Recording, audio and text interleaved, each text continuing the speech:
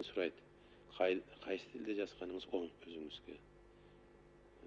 Биринчиден эми эки тилде тең жазыш кыйын. Жазуунун өзү кыйын маселе.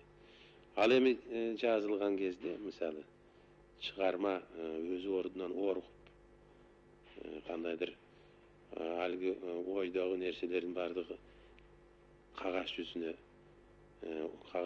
орун алып, ошонун бардыгы бир даана, көзгө көрүнө турган бир жакшынакай учурлар болот. Мындай илхам келген учурлар. Ошондо албетте эки тилде тең, кыргыз тилинде дагы, орус тилинде дагы мен кандайдыр өзүмчө рахаттанууну сезем. Мына мен муну айтып атканымда тегин эмес. Мен бала кезимден эки тилди тең ушунда эми тагдырга байланыштуу болуп калды окшойт. Эки тилди тең бирдей үйрөндүм, бирдей билдим.